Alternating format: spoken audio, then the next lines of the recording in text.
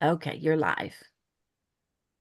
Okay, so welcome everyone to our Pillar 2 June meeting for the Blueprint for Maryland Education. My name is Patricia Twitty, and I currently work in Prince George's County Public Schools as an instructional lead teacher, and I will allow my committee colleagues to introduce themselves. Hi, my name is Devora Danielson. I work in Prince George's County and Montgomery County, currently as a substitute teacher for both counties and working for And I will allow my committee uh, colleagues to introduce themselves. MSDE, the expert review team. Brian, you want to go ahead? Hello, everybody. Brian King. I am a elementary school principal in Charles County. Hi everyone. My name is John Silke. I'm the chair of the Pillar 2 committee. Currently an instructional specialist in secondary math in Montgomery County Public Schools, but most likely starting in July, going back to the classroom as a middle school math teacher. And I'm Justin Robinson, member of the AIB. I am a numeracy coach in Prince George's County.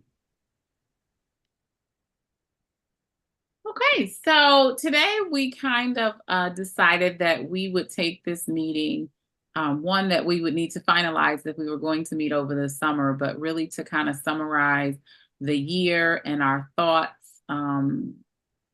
We've talked about a wide variety of topics throughout the last couple of years, and so really just kind of focusing and summarizing some things. But before we do that, we are going to allow Rachel to give us a few updates from AIB. Perfect. Well, thank you very much. Hard to believe that it's already June, but I think what I'll do today is give just a couple of quick updates on what we're working on now and where we are with the LEA 24 blueprint plans. And then if anybody has any questions about anything else, I will do my best to get you answers or come back to you with answers. So as you know, blueprint plans were submitted in a two-part series this year. In March, on the 15th of March, we received part one, the system-wide implementation. And then on May 1st, we received part two, which was the responses to the questions from each of the LEAs. So on May 1st, we did receive those. And then the AIB and MSDE staff have been reviewing those and are working on providing feedback for the LEAs. We do aim to get feedback out here in the near future.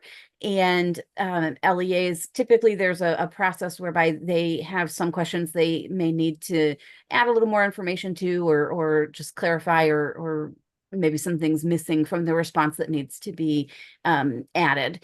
And so we will be getting those back and then bringing in the resubmissions and reviewing those with an aim of getting all approved in our July board meetings. So that process is underway, and we've been norming and joining with our colleagues over at MSDE to reach consensus on the reviews and the feedback to be provided. So that's been that's been the bulk of May for us, is really going through these plans. And it's been really awesome to see what's happening around the state in all of the pillars. I only got to read about four for pillar 2, but even just reading those was super exciting and really made me want to read the rest to know what's happening in all 24 districts. But as a reminder, those are posted on our website. If you're interested in any or all of the districts, they're on the aib.maryland.gov website at the implementation plans tab, and then on the left hand side you scroll down to LEA implementation plans, and you'll find a folder for each of the school districts. Coming soon will be their comprehensive literacy plan for the districts. Those are due towards the end of the month. And then there's a few other pieces that are due as part of their 2024 submission, including a career ladder plan and the attestation of reaching the 60,000 minimum salary, and the career counseling, just making sure that that MOU is up to date and accurate for the coming school year, for year 2 of career counseling. So that's kind of the big work that's been happening with our LEAs. Our state partners are working on their submissions, which will be due in early fall. Other than that, there's a ton of other things happening, but I'll see if anybody has any questions and then make space for the great conversation to debrief the year.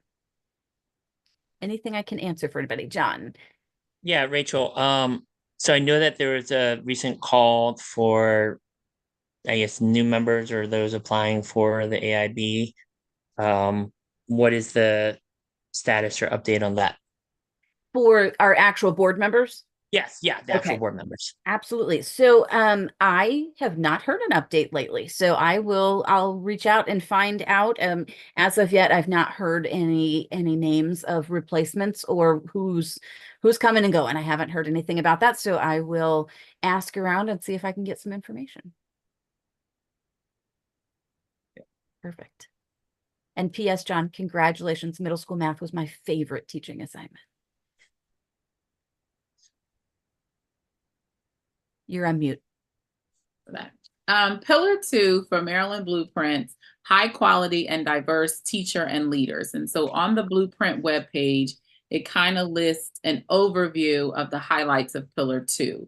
It states that it is elevating the stature of the teaching profession through implementation of a career ladder, competitive salaries, including raising the starting pay to $60,000, incentives for national board certified teachers up to $17,000, as well as raising expectations for teacher preparation, induction, and mentoring programs to attract and retain highly qualified teachers. And I think over the last year, we've discussed a lot about the national board teaching stipend piece. We've talked about the competitive salary. We've talked about grow your own. And we also heard a variety of LEAs and other community members discuss different things that they were doing to attract and retain highly qualified teachers. So like I said in the beginning, I felt like this was a good opportunity for us to kind of give a synopsis and kind of, things that we've been thinking about and reflecting on. So I will yield the floor to John for your 5 to 7 minute reflections. Thank you so much. If you give me 30 seconds, it seems like some ambulances or something's going by. So sorry for those who are watching this and heard that noise. So first I want to say thank you to all members of the committee. One of the things that I really appreciated this year is the way that we as a committee really rotated the leads on those who were part of meetings. And so I know Brian and Patricia in particular, Patricia taking the lead on this meeting, Brian in an earlier meeting on diverse teachers. Thank you so much for taking those efforts. I continue to be excited about the work of the Blueprint and the work particularly that is involved in Pillar 2. I'm excited about everything that Patricia really hit on, raising salaries, creating a diverse teacher workforce, increasing those that are pursuing national board certification. This work is not easy work, and it's work that is going to take time. And so I'm really happy that we've started to delve into it and really look at the different levers, policy levers that are happening and how those levers are impacting change. And so that I'm really excited about. One thing that I hope that our committee in particular has really done is brought in so many different stakeholders. I mean, I think about the number of LEAs who have participated in our meetings, and I look forward to next year continuing that effort. One of the other things that I think that we've done a really great job on that I'm excited about is tackling some of the key questions. And knowing that this work is ever evolving.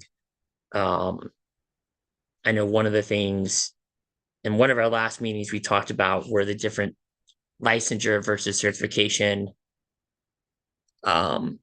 rules that are coming up in in the state of Maryland and really thinking about how that looks in the future. So I just want to say thank you to the entire committee for your dedication, for coming on, once a month about once a month and sharing your thoughts. Rachel, for always keeping us informed and being such a go-between between MSDE and other key participants and getting them connected with us. And, I'm excited to continue the work of this committee and just want to thank everybody for all their efforts. And I yield the floor to the next person. Okay, I want to, I guess, piggyback off of what you said, John. I think for me, I enjoyed most hearing from the LEAs that presented on their own programs. The Grow Your Own Teacher program. I think that's really good work, and I hope that that can continue to grow and spread out through some of the other counties that we're dealing with. For me, one of the keys is to work at the high school level, to get the students motivated and somehow get them interested and even excited to think about going into the teaching profession. And one of the ways to do that is to put some more emphasis on the benefits. Everything is always negative, because you hear this on social media, how many people are quitting, they're resigning, people are anxious to retire. And I think every career has its positives and negatives, but I think for us, we really need to, or at least at the school level, start more programs where the students could actually, join. I don't think, for example, the counties that I'm working in, I don't really see a lot of evidence of the teaching academy. So I hope that that grows. And I hope that it has to be marketed to the students to make them interested. It's a stable career in a time when there's a lot of instability in our economy. People are working 2 and 3 jobs and they're not getting benefits. So I think teaching, it kind of covers that, even though people still do work, 2 jobs very often. So I'm kind of like, I think I have like a renewed excitement because I felt down in the dumps myself for a long time about education. And it seemed like it hit a dead end for me. But with the Maryland Blueprint, there's just like a lot of excitement that's being generated. I see so many people are now interested in their national boards. At one point, I heard that some of the mentors, they were assigned maybe like 13 or 14 candidates. I'm like, how could they do that? That's like it's too much. But anyway, it's a renewed excitement, and teachers seem to be picking up and they seem to be moving forward with it. I'm looking forward to see what kind of pathways are going to exist for the national board teachers, like exactly what the counties are going to do or what type of pathway is going to be created so that they get a chance to practice their leadership. According to what I remember about the blueprint, it seems that the national board teachers will be working with students, but also will be having other responsibilities. Is that right? Does anybody agree with me? I think I that's what I read. So I'm looking forward to see what the school districts come up with as far as their role.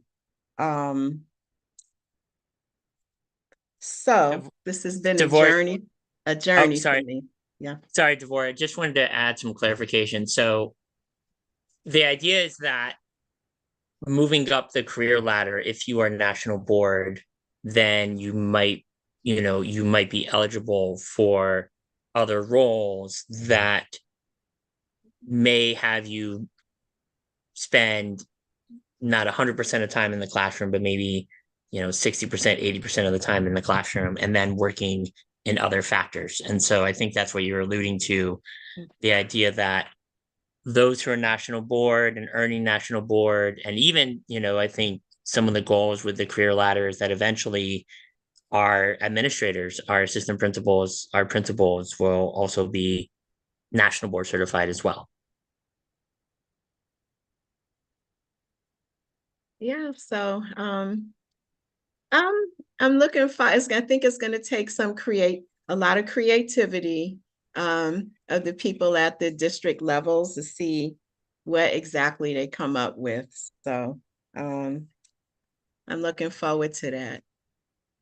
All right. So I guess the next person, do we have our next? Oh yeah, Brian. Yes, I think I'm up next. Thank you, Devorah. So in preparing for this meeting, just thinking about our work together as a team, and reflecting both on our meetings, but just generally how the blueprint is playing out in the LEA that I work for, and what I hear when I watch AIB meetings and MSDE meetings. I think my reflections have kind of centered on this fact that we're very firmly in a new phase of the blueprint. I think that the first phase of the blueprint was an awareness phase. There were a lot of questions about what was in it, and is this true or is that true? Can you tell me more about this? And I think that we've worked through the awareness phase to the point that LEAs have a firm understanding of what's in the blueprint, which puts us into the implementation phase of the blueprint. And even in Rachel's updates at the beginning, plans are bouncing back and forth. There's feedback going on, and decisions are starting to have to be made, and shifts and strategies are playing out in live time. So, being in the implementation phase is exciting. And when I think, just from a school leader perspective, when I think about implementation at a single school, some of the keys to success that I've seen is that you need stakeholder buy-in and you need collaboration. And so those two things kind of feed each other. There can be positive or a negative. And I'm seeing a lot of encouraging signs. The degree of collaboration between MSDE and AIB has really accelerated recently. And they're holding joint meetings. They're adopting joint policies, which gives LEAs some real clarity from those two stakeholders. I think another dynamic of collaboration to watch play out, and hopefully we can talk about it in our meetings, is between LEAs. Recently, the 3 districts in the southern part of Maryland, Calvert, St. Mary's, and Charles, held a joint summit where they talked about teacher pipeline and creative ideas of how we might spark and improve the teacher pipeline. So I thought that's another encouraging sign of collaboration while implementing. And then I think within a single LEA, there has to be collaboration going on with the bargaining units, with their strategic facilitators, with school leaders, central office leaders. So I think that it's going to be an interesting thing to try to watch and get accurate, real information on, is the degree to which collaboration is happening within an LEA. So that to me is kind of the theme that I think I'm looking forward to see play out in the next 6-12 months. A couple of other headlines that I think are going to be some of the more talked about and challenging pieces for LEAs to work through. I'll start with the ones that are very squarely in our pillar. The idea of implementing a career ladder. A lot of work and thought has gone into career ladders, and implementing them, again, is going to take collaboration, and the national board being a key lever of that. That's a very difficult and prestigious credential to achieve, and people are going to need support as they try to pursue that. If we're going to be able to, in any meaningful scale, have national board certification teachers in all of our LEAs. In the most recent MSDE meeting, they put up a map of the state and how many classroom-based national board teachers there are. And right now, as a percentage of teaching in each county, there aren't that many. And that's because it's really hard to do. And so if we want to scale that, and that's the centerpiece of the career ladder, that's going to be a very challenging thing for LEAs to do. The other one is the 60-40 teaching time. That's going to take more resources and strategy and creative thinking, like you were saying, Devorah. So those are the two pieces of the career ladder that maybe we can look forward to when we set our agenda for the next year. The only other thing I'll mention is that I know $60,000 salary is always kind of the easy pull, the easy talking point. I do think we also have to advertise the service part of our profession. Sometimes I think we advertise the salary, which to me, most folks get into education as a lifetime career because of their service mindset. So sometimes I think we undersell on our best attribute, and we instead try to compete with the money side of things. So that's just a personal bugaboo that I keep coming back to. And then the final thing, and this is more of a different pillar when it comes to resources for students, the minimum that 75% of funding has to follow students to schools. That's also going to be a massive, massive challenge for districts. It's going to take collaboration, stakeholder buy-in, support, all of those other things. So I'll pause there because I'm looking at my notes and I talked about each one. So thank you for giving me the time to share. Okay, thank you, Brian. I will pick up. I first too just want to say thank you to AIB as well as to the committee for this awesome and wonderful opportunity. I think one of the things I have tried to push with all of my friends that are educators is to really pay attention to the legislation that is happening in Annapolis, not only with the blueprint, but a lot of things in COMAR, school discipline, that was discussed this past legislative session. And so I think that's a piece that I'm not sure people don't understand, or people just don't know, that as we go and we vote in November for our local state elected officials, a lot of these questions are things that I feel like you should ask, because that's really where the decisions are being made with the legislation that's happening in Annapolis. So that would be that piece. I think in reflecting over our time, one of the things that we discussed was the purpose of the blueprint was supposed to be a game changer to education. And I don't think that there's an educator in the world that will say something does not need to change within our educational system. Like there's a shift that needs to happen. So I do think for that reason, the blueprint is definitely bringing up a lot of things. I know I just finished my science of reading requirement, and I learned that everything I was taught about how to teach students to read is no longer the way. I said, well, let me go see. I need to take a whole class on this because I have so many questions. But I do think, it made sense in the training as to why the shift had happened. So I think components like that in the blueprint are definitely shifting education in a different direction. I think one of the ahas that I had this last week, I was able to attend a WNBA basketball game in Washington, D.C. with a local native who was playing. And I know there was a lot of controversy around the salary that the players of the WNBA make. And when you looked it up, her starting salary was about $73,000, I think, for the first 3 years.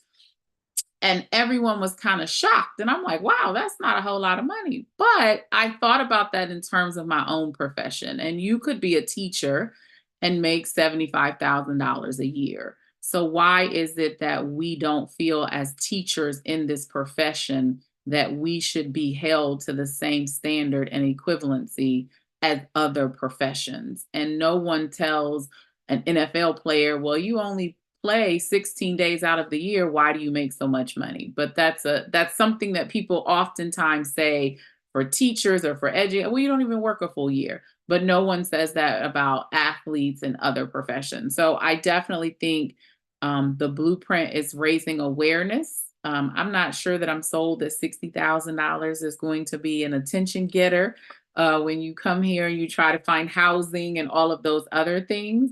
But I think it's a great starting point. I think one of the other things in just working with newer teachers and a different generation, I do think that feeling like Brian said, most people come into education for service. There's some stability there, but there's a service aspect. And I think that piece is shifting. The last day of school, I probably spent $100, $200 throwing a party for the kids and decorating and getting trinkets into. Teachers don't feel like that so much anymore. They're kind of like, I'm not spending my own money and taken away from my household to provide for students. And so I think as we start to really think about the shifts of education, we have to also think about the shift of what an educator and a teacher looks like. And I feel that is shifting from, I know my first year, I knew the custodians very well. I was in the building until 6, 7, 8 o'clock at night, just trying to get it all done. But this new generation of teachers are not, that's not necessarily, they're there to work during the hours that you are contractually paying them to work. Maybe they'll stay for an extra evening or something, but they're not dedicating their whole lives to the job. And I'm not saying that's a good thing or a bad thing, but I think that that's a shift in the expectations. And I think we have to be mindful of that as we try to think of different ways to recruit educators. Throwing an after school PD or a summer PD or a Saturday professional development may not always be the best method, because I do believe that there's becoming a balance in work and money is not always worth everything that is there. I think my last piece is just, we discussed a little bit on here about some of those unintended consequences. I don't know this year, just because I'm listening more, if I'm hearing more about local jurisdictions cutting the funding of their education budget. And so I do think about how the impact that the blueprint is having on that, and raising the salary to $60,000. What is that going to mean for the overall budget? If we do end up with 2,000 teachers in the state of Maryland that get their national board certification, are the state budget going to be able to sustain that? And so I think that's one of my, I'm interested to see how that's going to work out and what things are going to be cut and what things are going to be raised so that we can maintain all of the various pillars. And I think those are all of my notes. All right. Well, I'll jump in. I think I'm last. So just as everyone has been doing, I do thank everyone for all that they've contributed. Those who are on the call now, those who couldn't be here at this moment, and also all the people and LEAs who were able to jump in throughout the year. I guess I'll say my favorites. I really enjoyed the meeting when we had the talked about grow your own programs. Kind of spoken about the pipeline from different people, but I think that that's a significant issue with implementing Pillar 2. There are a lot of goals, including increasing planning time and things like that, and also giving teacher leaders more time to do the mentoring and coaching that they need to do, and all those things are going to require more teachers. And so I think it is incumbent upon a lot of LEAs to find different ways of recruiting teachers. And I think Grow Your Own programs are a great step in the right direction. Obviously, there's more work to do, more expansion of those programs, but I think they're learning, really good lessons that are going to serve us well over the next couple of years as we increase things like planning time, as we increase, people who are on the teacher leadership track of the career ladder. So that's my first highlight. I think my second highlight is, uh, this year the AIB started having the different pillars present, and so even though that wasn't a meeting of this group, having members of this group go to the AIB meeting and share what was going on, I thought was great. I enjoy hearing different perspectives from this group every month, but other members of the AIB don't get to hear them as often. So I'm grateful that you all were able to join those calls and to kind of um, share your insights and share the conversations that have been happening over the course of the year. I guess those are my highlights, and I guess some of my thinking as we move forward into a new year. Uh, Over the weekend, I got to present at a conference um, that the Office of Professional Learning and Leadership presented in my district. They gathered together all of the teacher leaders, so school-based personnel who have leadership responsibilities, not principals, but like lead teachers and mentor teachers, people of that nature, test coordinators, things like that, reading specialists. And I was really encouraged by the optimism in the room. And so the title of my keynote was An Obligation to Innovate. And that's something that's really been on my heart, I guess, over the course of this year. I think that the blueprint presents a lot of challenges for sure, a lot of lofty goals that can be a challenge to implement. But what I've been encouraged by is those who sort of roll up their sleeves and like, okay, well, let's figure this out, right? I think that when we center the reasons for why the Kerwin Commission was started, and we center like the levels of achievement in the state, the historic levels of achievement in the state, and where we are now, I think it makes it easier to be reflective and also proactive about all the different changes that we need to make as it relates to Pillar Two, but also all the other pillars of the blueprint as well. So, just that the spirit of innovation and like trying out new things, I think is something that I want to highlight. I guess for this committee, something else I would be interested in discussing moving forward is how do we see coaching and mentoring, and like what are the different ways how is that going to actually look in schools? I think that obviously supporting novice teachers is important. Obviously providing support for teachers who might need some additional guidance, that's really great goals. But I think in practice, things can look different in different LEAs. And so I like for this committee to continue being a place where different LEAs can present what they're doing, different strategies that they have so that they can be uplifted for the entire state so we can kind of accelerate the change. I think if, 24 LEAs, if you have 24 different districts trying different things but never communicating and never sharing those different best practices, it's going to take 24 times as long. But perhaps if we're sharing what's happening, we can iterate quicker and move things forward. And so I know we've talked about how the school districts have to submit their initial part of their career ladder plan, levels 1 through 3, over the summer, July 1. So I'm excited to hear, what every district is coming up with. How are they going to leverage the skill and the knowledge of teachers on level 3 to kind of support the work that's being done with novice teachers and making sure that they're acclimated into the profession well. But I'm also interested in hearing from those districts who have decided to do some things, interesting on level 4. Like, how are you piloting? What are your strategies? What are the things that you're looking at to kind of learn and inform future practice? So I think those are my main thoughts.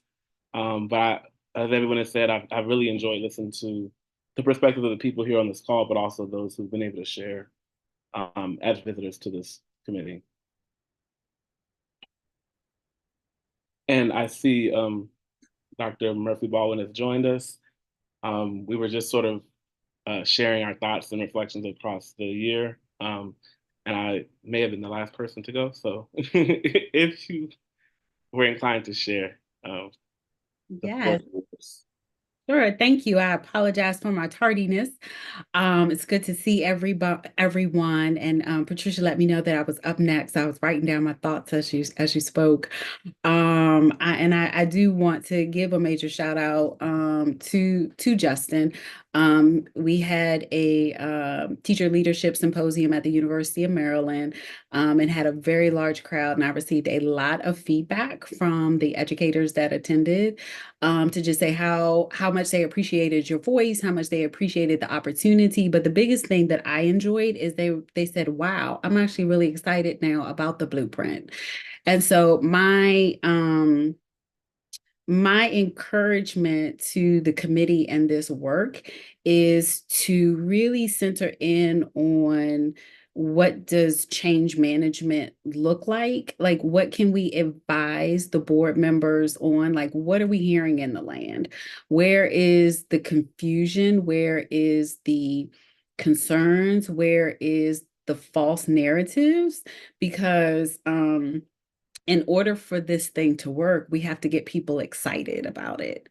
And I think that there is so much fear right now that it's overshadowing the excitement of the possibilities. Um, and I'm not saying even in PGCPS we have done it correctly, but we just keep striving to try. You know, we had a principal leadership symposium, we had an assistant principal leadership symposium, and then we had our teacher leader symposium. So we're constantly just trying to get the message out on what is to come. Um, because I would not want fear to overshadow the possibilities. I'm very excited about the blueprint work. And you know, I dare to believe that some of the challenges that we are experiencing with our children now are we have a group of young wonderful children that are saying, "You're not going to put me in the 1950 box of how we did school." Maybe school Monday through Friday is not what we need to do moving forward. Like, and maybe, you know, teachers teaching Monday through Friday is not the answer. Like, how awesome would it be if teachers only had to teach, you know, Monday through Thursday, and then every Friday was a full day of professional development and planning? You know, Brian, as a principal, like, how awesome would that be? And, you know, or what if we looked at different ways of doing schooling?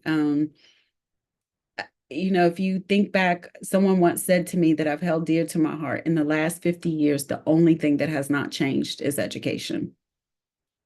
Hairstyles have changed, cell phones have changed, cars have changed, food have changed. Everything has changed except for education. And we have a group of children now that are just like, "You're not going to make me live in that box that you all once lived in." The pandemic has changed the world.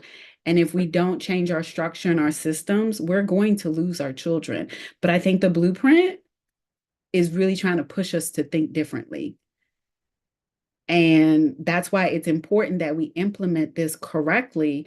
But right now, I'm a little concerned that there's more fear than there is excitement. So, I still am excited about the work, remain committed about the work. We'll continue to partner with everyone that we need to partner with to just get this going, because at the end of the day, it is about our children, and they are so thirsty for a different way of learning. I even like dared to say, what if we just had a whole high school, Justin, that was, and Patricia and Devorah, that was totally project based, where kids came in for like 3 weeks, got their assignment, and then for the next 3 weeks, they had independent learning, and would have to come back and do their presentation. What if we had a whole high school that was like that? The possibilities are just endless. And I just think if we grab a hold of the blueprint, and really maximize what it was intended to do, we can get there. But my feedback is that I feel like there's more fear and complication right now than there is implementation. And that's not setting any of us up for success. And the only people who are going to suffer are the ones that we're trying to help the most, which are the children or our students. I know they go from birth to 21, but they're still our babies. So I do thank you for the experiences. I really do want to give a big shout out to Devorah and Patricia. They have been such professionals this whole time. And even when there have been things that they're just like, PGCPS is doing that. They have always found like the most professional way to say, So I appreciate that. Brian, I appreciate your principal leadership. It's the principalship, we've always had the principalship, the assistant principal, and teachers.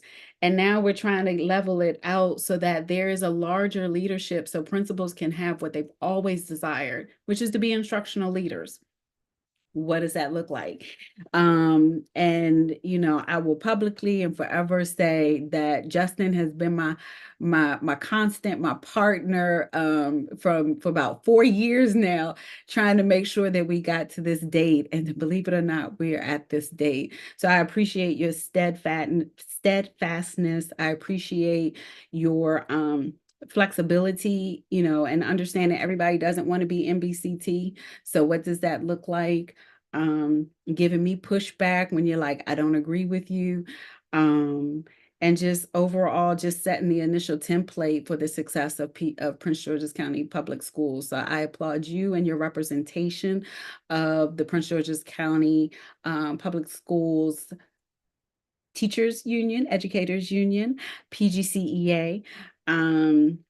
You have represented them well, and I know you will continue to represent them well. So those were my reflections. I hope I did my assignment correctly, Patricia. Yes, thank you very much. And Devorah, I see you have your hand raised. Yes, I wanted to ask Christy, can I ask you a question?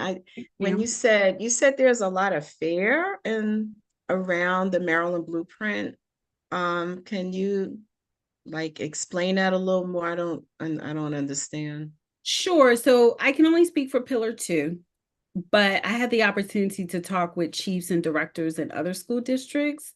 So a lot of times we can get caught up in the nuances of implementing things exactly the way it's supposed to be because we don't want to mess up.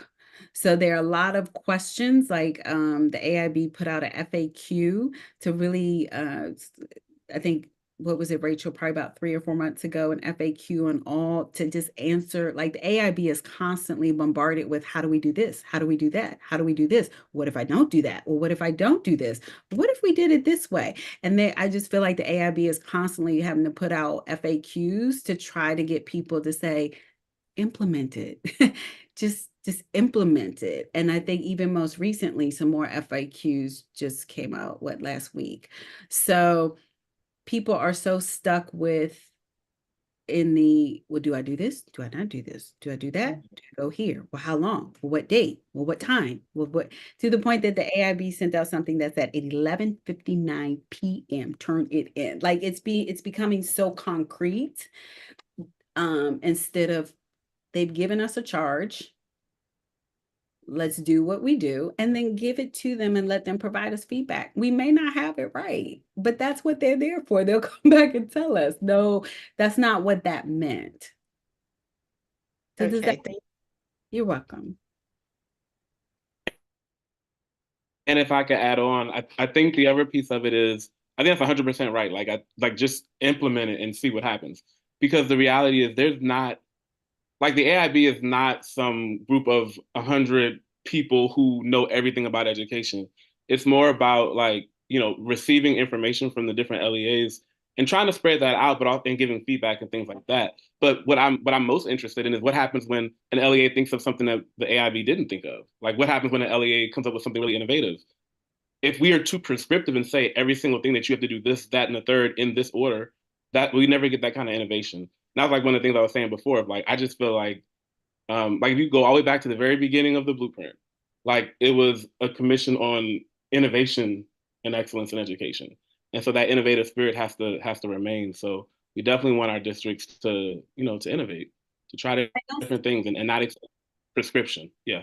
I was gonna say, and to piggyback, I think a great example, Devorah, for you to know is like some school districts don't have any nationally board certified teachers. So they're like, well, what happens if nobody wants to be one? Then what do we do? And it's like that's a goal, but you're not you're not going to lose your school district if you don't. Like, so it's things like that. Whereas we in Prince George's, we're very blessed. We're very fortunate. We, but some school districts don't even have any. So they don't know where to start, or we have 2 national board coordinators to help lead the work. Some don't even have any. So it's a big part of Pillar 2. And some people are just like, how do I even get started? So I would say, Devorah, just from what I've talked to about people, I think it's just for me like the lack of education and the lack of understanding. And you hear this and you hear this and you hear this, but you don't really have like straightforward. And I think this goes back to what they say because it's so great. Like I would love for MSDE, AIB to have like a town hall meeting where you just talk to teachers, classroom teachers, administrators, but just you talk to us and let us know, you can submit. I don't know how it's going to work. I'm pretty sure there's like 1 million teachers in the state of Maryland. So I'm not exactly sure what it would look like in this virtual world, but really just come from the top down and have that opportunity for teachers who are in the trenches and work to be able to ask questions if they are submitted in advance or whatever. And, maybe it's an open forum with a moderator and we can go back and forth. But I feel like all of the information is filtered from AIB to the LEA and it's not just directly to the people that it's impacting the most. Everything is just top heavy and no one is directly telling the people who are impacted how it's going to impact us. Like I said, I just finished that science of reading and everything in my 20 years of education, I was like, oh, okay, this is all wrong. And now I need to retrain my brain and I need to go back and be retrained on how to teach students how to read. But I've been teaching for 20 years now. So I think it's the change is there. But again, I think it's a lot of top down and no one is talking to the people who are implementing the blueprint to that level. So at that piece, if anyone has any closing pieces, we have like a couple of minutes left. So I know that we need to come to it. Well, let me ask first. Does anyone have any final responses to that piece?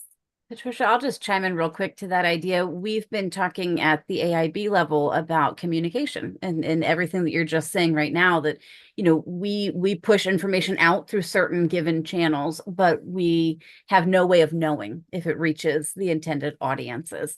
And so I love that idea. We did a kind of a town hall meeting, a convening with our principals in April for middle school principals and high school principals. And the hope was to expand upon that and put out an all call for all principals, and then another one for educators. And you're right, there's a lot of teachers. But I think that would be a really powerful way to say, we're here. What are you curious about? What do you want to know? How can we help support, just to kind of provide the opportunity for people to raise questions and get answers. So I'll definitely take that back to the team and see what we can do with that and what, how we could work on that. I'm happy to say that we hope to be, filling our communications position soon, and that could be something that someone in that role could also help with. But I think wholeheartedly, our team agrees that we really also want to be talking with boots on the ground, both teachers and principals, to make sure that they're getting all the information they need and know where to go to get additional information. So I think the last thing we need to decide on shortly is June. No, this is June, July and August. Are we going to have a meeting? Are we going to at least take July off and then we can communicate on our chain about August, or what does the summer look like for the committee? Would it still be the same, like the second Tuesday of each month? I would think so, just for consistency, but I mean, I could be open to another time. My input would be that as far as today goes, I think taking July off makes a lot of sense. Everybody's gonna kind of check out and do what they need to do to get refreshed over the summer. So I think taking July off makes a lot of sense. And then maybe later in July, we can all communicate on email about the August meeting. But I think July, no meeting makes sense to me. That Is sounds everyone good to in me agreement too. with that? Okay, so we'll take July off and then we'll communicate in late July around if we need to meet on the second Tuesday in August. Okay, does anyone else have any thoughts, comments, final words? Just my final word is in the conversation about how to put the message directly out to teachers. I hope that's something that we can add to our agenda. I think it's an AIB responsibility, but I think that as this is the Pillar 2 Advisory Committee, I think that, part of that, I guess, guidance or suggestions can come from this body as well as a way to kind of help facilitate that. So that might be something to add to the agenda for the fall. And for me, I just wanted to say thank you for a wonderful 2 years. I am stepping down and stepping out of the committee, but I am not stepping away from the work. So Justin, Patricia, Devora, email me anytime. Patricia, if you want to do something big in PGCPS and we do a video of you getting the message out, send me an email. I will have comms team over there and have you all fancy and ready to go. Devora, you could be in the background just shaking. So your desire, let's make it happen. We can, whatever you need to do, because I do want our educators and everyone to feel very comfortable with this work. And so what I would love for you all to do as you continue is the ideas that you have, let's just do it in PGCPS and let's set the model. So you just send me an email and Justin will let you know. I will have a communications team over there and have you all ready to do it. So Brian, it was wonderful meeting you. Rachel, cannot wait to call you Dr. Rachel. I wish you the very best. And again, I am only just an email away, and anything that you all need, I am here for you. And I do hope that we can set the model for everybody. So thank you for this opportunity, and I do wish you the very best. Well, and before we close, we have to thank you for your leadership in setting up this advisory committee when the idea hatched and you applied, and then you tapped into being a leader right away and helped form the Pillar 2 Advisory Committee. So we appreciate your time and your investment, and not only the work that you're doing in Prince George's County, but also the statewide help that you've done in facilitating the conversation around our teacher recruitment, retention, and all of the things in Pillar 2. Thank you very much. Thank you for the opportunity. Hey, I everyone. would say, Patricia, Brian, and Devora, you may want to just have some type of email conversation for officer positions so that the work can keep going. That would be the only logistical thing that I think still needs to be hashed out. Hey, everyone. We'll have a beautiful, beautiful summer. Rest, relax. Maybe read some implementation plans that were submitted for our August meeting. And yeah, have a great summer. Thank you. You too.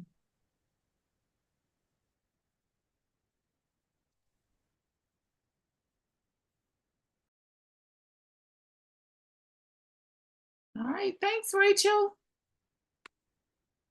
You're muted. Sorry. I said, great job. Thank you very